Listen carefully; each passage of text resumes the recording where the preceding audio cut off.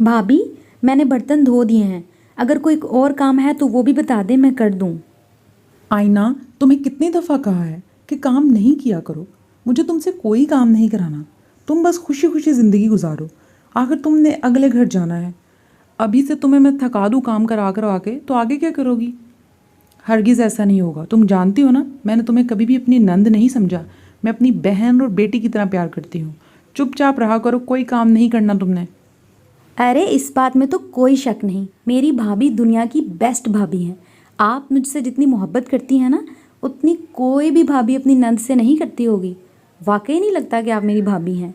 खैर आप छोड़ें, मुझे भी अच्छा लगता है कि मैं आपकी मदद करूं, आपको अकेले काम नहीं करने दूंगी। अब मैं जा रही हूँ कपड़े धोने, और ख़बरदार अगर आपने मुझे किसी काम करने से भी रोका तो।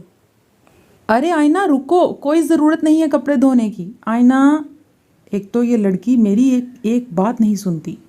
आईना, आईना, कहाँ हो आईना? जल्दी आओ, देखो तुम्हारा भाई तुम्हारे लिए क्या लाया है। जी भैया, क्या हुआ? आप आवाज़ें दे रहे थे।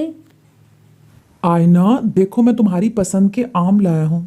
मेरी बहन को कितने पसंद हैं, इसलिए मैं आज ज़्यादा सारे आम ले आया हूँ।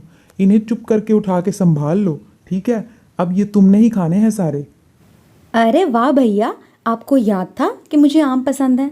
आपको पता है, अब्बा मेरे लिए हमेशा आम लेकर आते थे, क्योंकि उन्हें पता था कि आयना सिर्फ आम ही खाती है।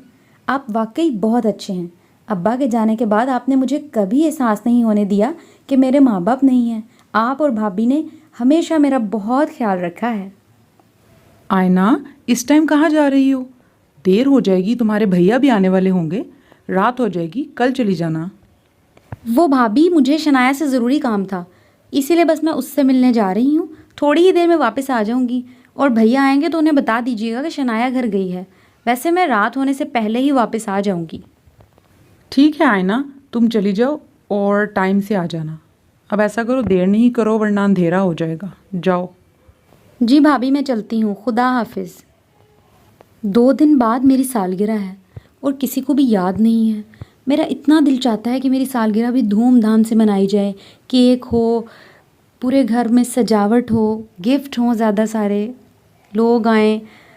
मेरा बहुत दिल चाहता है कि मैं भी उस तरह बर्थडे सेलिब्रेट करूं, पर भैया भाभी को कुछ नहीं कह सकती। वो पहले मेरा इतना करते हैं, भैया का इतना काम भी नहीं चलता, फिर भी वो लोग मुझे इतने नाज़ों से पाल रहे हैं। मैं ख़ुद कुछ भी नहीं कहूँगी। खैर जो भी है, आज मुझे अम्मी अब्बू की बहुत याद आ रही है। पता है, अम्मी मुझे सालगिरह पर बहुत कुछ बनाकर खिलाती थी। अगले दिन दोपहर का खाना खाते हुए आयना के भैया और भाभी आपस में बातें कर रहे थे, लेकिन अभी तक आयना से किसी ने कोई जिक्र नहीं किया था।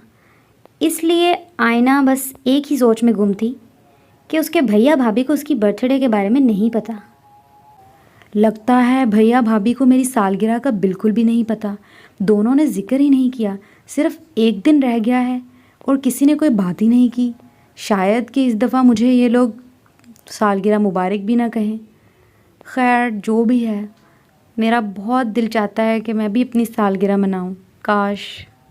आयना, तुम्हारे भैया किसी काम से दूसरे शहर गए हैं, इसलिए सामान नहीं ला सकते और राशन ख़त्म हुआ है।